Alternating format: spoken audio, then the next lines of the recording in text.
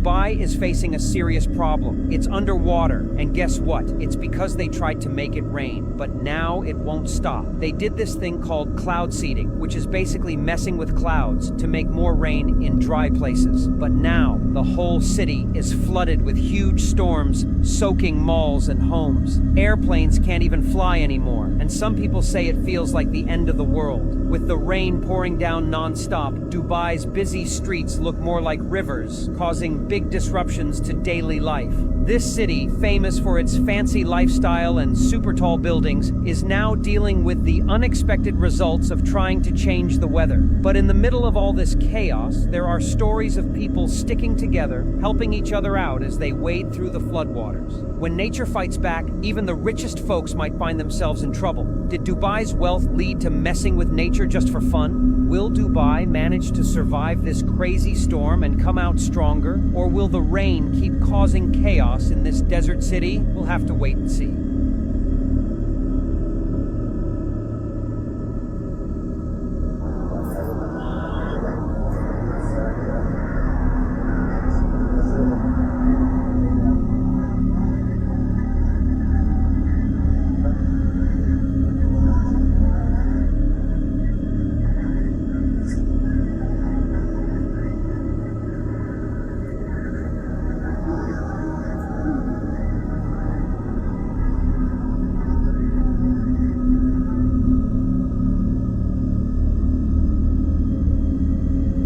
Just over here, that red point of light, that is Mars. And then if we come over to the right, a little bit higher over here, we can see the constellation of Orion the Hunter. That right there is Orion's Belt. That's Betelgeuse, which is about to go supernova any second. And this is the Orion Nebula. Let me zoom in a little bit. That faint fuzzy patch of light just below the belt. There you go, that's a stellar nursery, that's where stars are born. Now if I pan up a little bit higher, over here, look at that. On the left, you can see the biggest planet in our solar system. That right there is Jupiter. And then you can see the Pleiades, or the Seven Sisters, nice little star cluster, followed by a 50% illuminated moon. There you go, that's what you can see if you look out in the night sky tonight.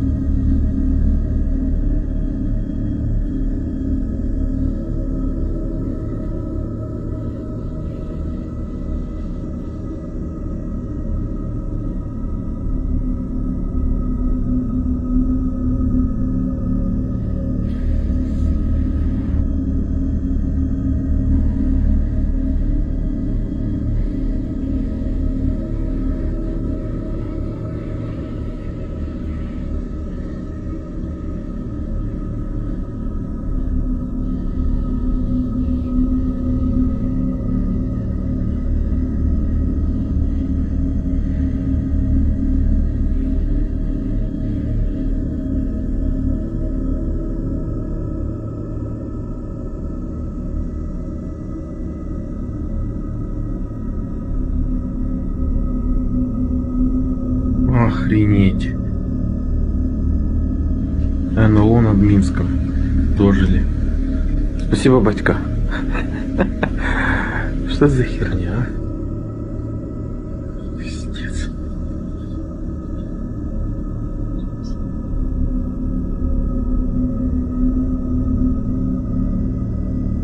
Время. Что, блядь, время?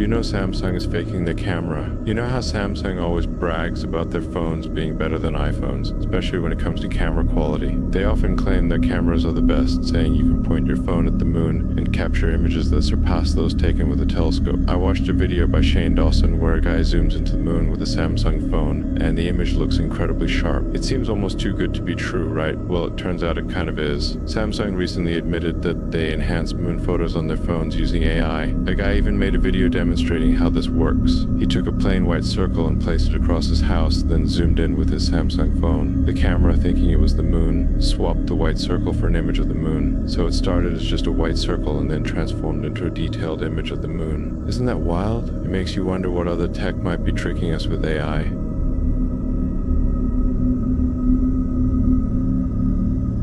Did you know every single time Beyoncé begins one of her world tours, a massive music icon dies? This theory begins with the king of pop, Michael Jackson. Beyoncé embarked on her I Am Sasha Fierce World Tour starting in March 2009, and Michael Jackson died in June 2009. Right when Beyoncé announced her The Miss Carter Show World Tour in 2012, the Queen of Disco, Donna Summers, died. Then right before embarking on that same world tour, Queen of Vocals Whitney Houston died. It gets crazier because in June 2014, when Beyoncé and Jay-Z began their On the Run world tour, legend of soul music, Bobby Womack, died in June 2014. Literally, right as Beyoncé began her Formation world tour in April 2016. Prince died also in April 2016. Right after Beyoncé and Jay-Z began their On the Run to World Tour in June 2018, Queen of Soul. Aretha Franklin dies in August 2018, seeing her pay tribute to a falling music icon at each of her tours is getting a little bit eerie. And the craziest part is that fans were already predicting who was going to be next, right when the Renaissance Tour was announced. Beyoncé began her Renaissance World Tour in May 2023, and Tina Turner died in May. And right on cue, Beyoncé paid tribute to her. People are asking Beyoncé to stop touring.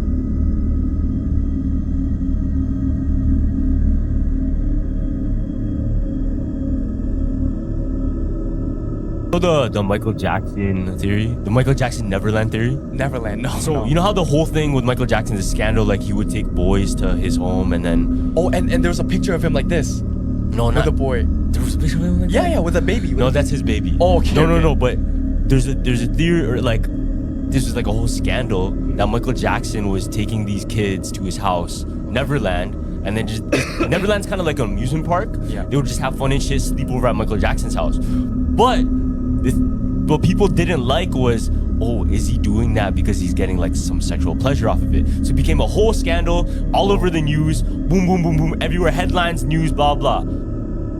Guess what was happening the exact same time that was happening? What was happening? Jeffrey Epstein's island. Oh, I think I heard of that. That was the first time like Jeffrey Epstein's island was being exposed, was during the whole Michael Jackson Neverland scandal. So theory was that he had to bite the bullet for the rest of of Hollywood type of shit. So like you'll put all the attention on MJ because the whole world's gonna listen about that. Yeah. And then they don't have to worry about the Jeffrey Epstein island because fam, the world leaders on Jeffrey Epstein island. You can't be. Let alone Michael Jackson. You know what I mean? Yeah. It's like you'll take the bullet for us because all of this shit is going down right now. Yeah.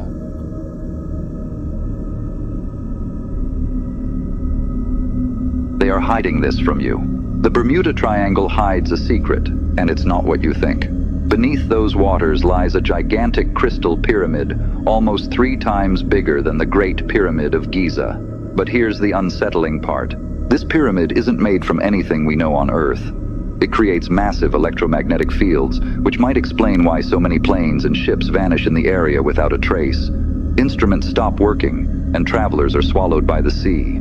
According to whistleblower reports, this structure wasn't just a random relic. It was built by the Atlanteans, an ancient civilization said to possess advanced technology.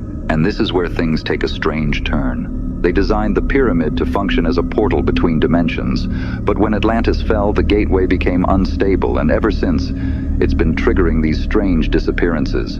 Planes and ships may not be sinking, they might be crossing into another realm entirely. So what really happened to the Atlanteans? Did they leave through these portals, taking their incredible knowledge with them? And if this gateway reactivates, what else could come through? The Bermuda Triangle might not just be a place of mystery. It could be the last trace of a lost civilization and their doorway to other worlds.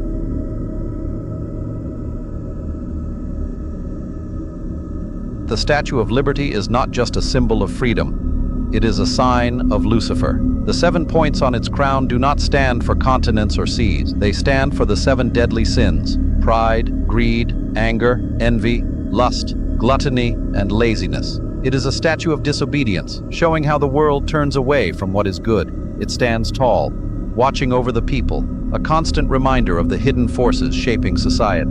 The torch is not a light of hope. It is the light of Lucifer, the one who tricked mankind by offering forbidden knowledge. He promised power and wisdom, but brought only destruction. This is not true freedom. It is freedom from God, a way to pull people away from what is right. For centuries, this plan has been in place, hiding in plain sight. The statue was a gift from Freemasons, those who carry the same ancient knowledge, spreading their influence across the world. A lie so big that no one even questions it. A deception standing in the open, yet unseen. But did you know that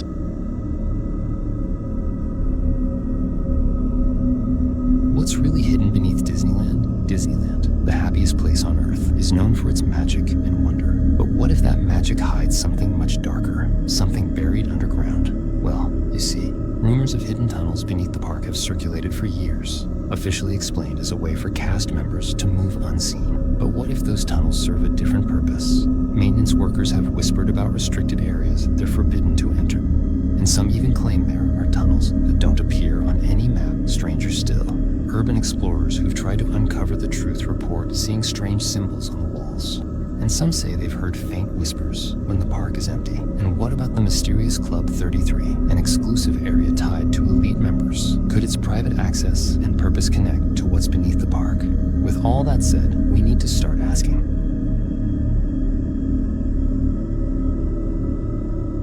Ex-Disney employee exposing the back rooms. Extra footage.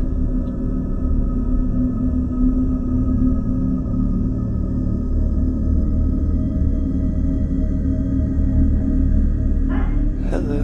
How are you? I'm good, how about you? Good. Are you supposed to be up here? You tell me. Nope, you're not. Okay. Can we go? Yes, ma'am. Good. How are you? I'm alright, how about you? No, let's go this way, please. Okay, what's back there? No, you're just gonna go this way. Oh, okay. Are you enjoying your day? Yeah. Yeah? Having fun? Yep. Are you a guest or are you a worker? For work. Oh, okay. Yeah. Sorry. No, I'm a cast member. Well, okay. Well, Yeah. You look like a guest. Not saying, I'm just saying like you're not dressed like a guest. Okay. No, I went to the park earlier today, so I'm wearing my tennis shoes, but This is an awesome elevator. isn't it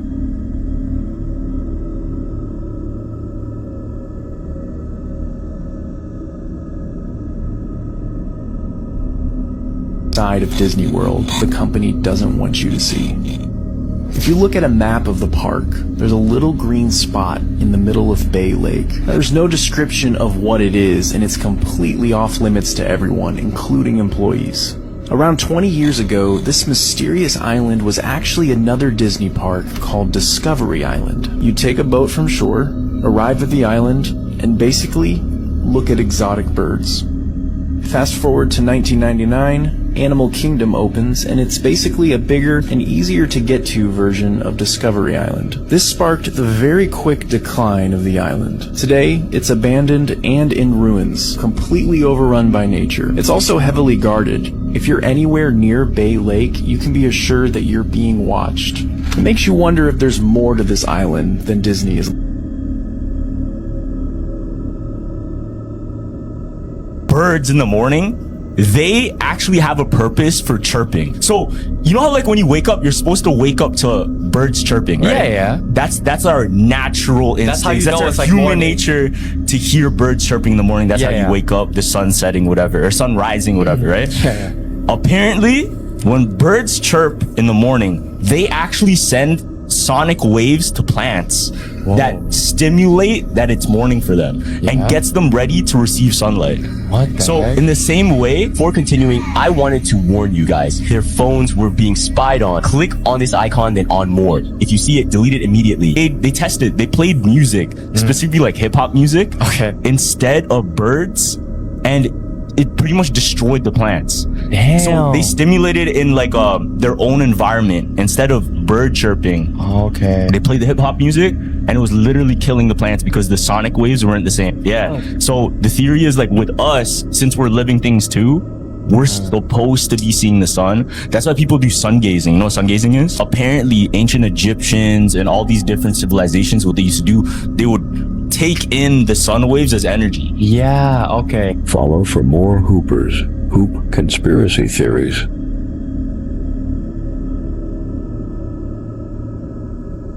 This makes any sense, and I think I found out what they're hiding from us. Wild theories about the Blue Origin spaceflight are running rampant, and I've gathered every single one of them right here to bring you the truth. Because if you watch the live footage closely, you're gonna see it too. As you may know, 6 women, including Katy Perry, went to space to promote space tourism for Jeff Bezos' space company, Blue Origin, among whom was Jeffrey's own fiance for some reason. And skeptics are calling bullshit. It was all staged and it never happened. This is why. Let's start with the name of the rocket. What's that say? New sheep?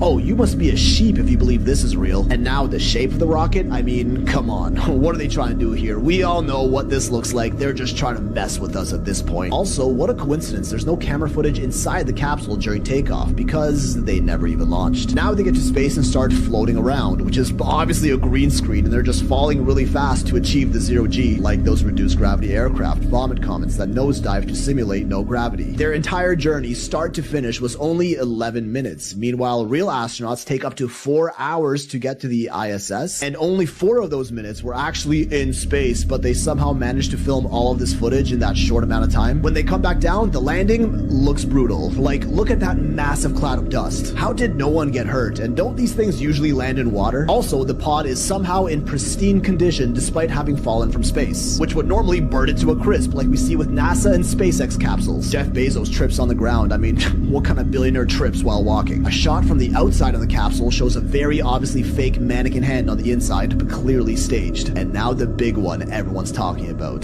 the capsule door. We can see that as the crew is waiting to get opened up, the hatch peeks open very briefly before they were officially supposed to come out. And the media manager, or whoever that is, runs over to tell them it's not time yet and close it up, so that Jeffrey could come by with his special tool and open it from the outside because only a special tool can do that. But how can a capsule that withstands the harsh conditions of space possibly even open from the inside? Like, isn't that a huge liability? Oh, there he is with his special space tool that needs to be used to open the capsule, and oh yeah, now it's open, huh? The crew comes out and Katie kisses the ground after being gone for a whole 11 minutes, which started a few memes and got some people mad. Wendy's tweets if we can send her back, which also caused a bit of uproar. And now finally, you see that badge on her spacesuit, turn it upside down, and it's Baphomet, the devil himself, the master of deception. You have all been fooled. Because maybe they actually did go to space and it was all real. The name of the rocket, New Sheep, is actually New Shepherd, literally the opposite of a sheep. The shape of the rocket is kind of... You know the breakfast theory? Breakfast theory? No, what? You never heard that? That's the healthiest meal of the day? No, yeah. Oh, actually. Yeah, I know it is. That's obviously not true. Oh, what? That is true. No, it's propaganda. Check this out. So the origin of breakfast wasn't for actual health. It was for selling more meat. Now there's this guy. What? Yeah. There's this guy. His name is selling more meat. His name's Edward Bernays. Yeah. Now they say he's the grandfather of propaganda. Before, back in the day, they never ate breakfast like how we eat breakfast today with bacon, sausage, and eggs and shit like that. Most of the time, they didn't even eat breakfast at all. They just intermittent fasted, and which is actually proven to be healthier today now. But because back in the day, they were selling, remember the milkmen? Remember they were pushing milk so hard? Yep. Because they had such a huge supply of it and they weren't selling enough of it. Comes with milk, comes with what? Cows. So there's more meat. But there's so much meat that they couldn't sell it. Damn. So they decided, fuck, how are we gonna do this? Alright, propaganda this bullshit. Made breakfast a staple, saying, got a doctor to claim it's the most important meal of the day. That shit was false. Really, it's not. It's just false. Then what happened? Boom, plastered everywhere. Eat your eggs and bacon. Bacon is so bad for you. Facts. That shit is so bad, but it became a staple in breakfast, and that just became culture and tradition.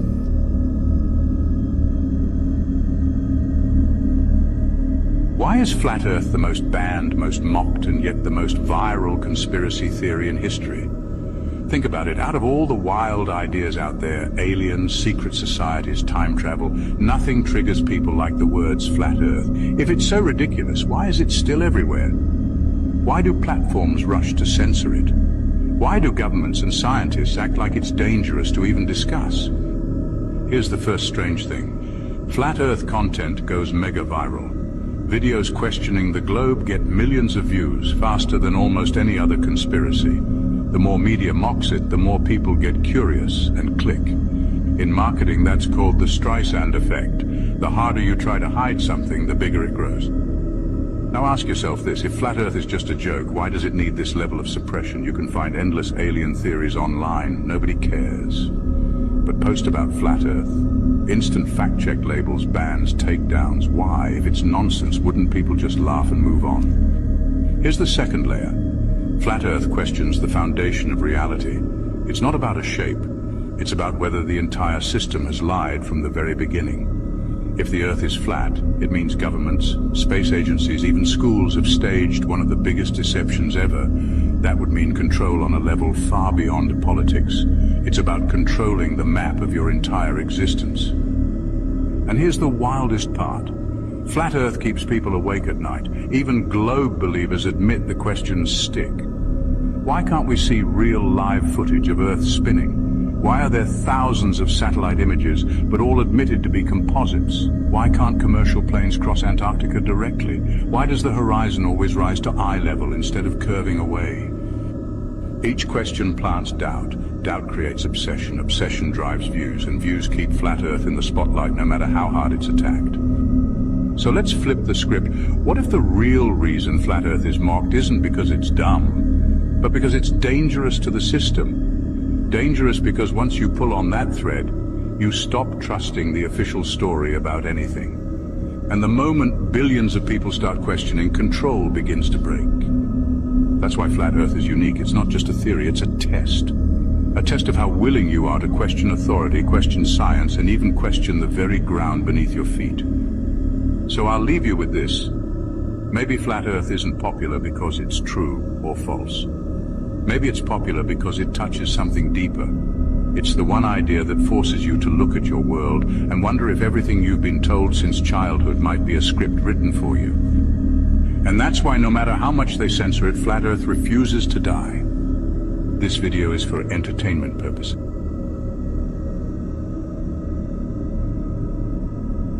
We have Einstein with his one quote. I have come to believe that no experiment, scientific experiment, can prove the movement or has detected the movement of the Earth. Well, one of the most famous was the Michelson-Morley experiment in 1887. No, tell us about that. Well, they used light beams to measure whether the Earth was moving, and they found that there was no movement. The Earth has to be moving 30 kilometers per second to complete its annual revolution. And they found out that it wasn't moving in a very precise. Michelson could have calculated it to 1/100th of what he got in his experiment. That's how sensitive his instruments were. What did the experiment involve in terms of apparatus, so we can get a concrete understanding of well, what they found? If the Earth is moving around the sun, and we shoot that light beam in the direction that the Earth is moving, okay, and then we shoot another light beam perpendicular to that, well, the one that's in the direction of the Earth's movement should be impeded in some way if it's moving through space, whereas this one that's going perpendicular would not be impeded. Why not? Because it's not going through space. It's just going north and south. Okay? And what they found, they expected to have a 30-kilometer difference between these two light beams. There was no difference. So the natural interpretation, and even Einstein admits this, Mach admits this, Born admits this, the natural interpretation is that the Earth isn't moving. So how do we get out of that?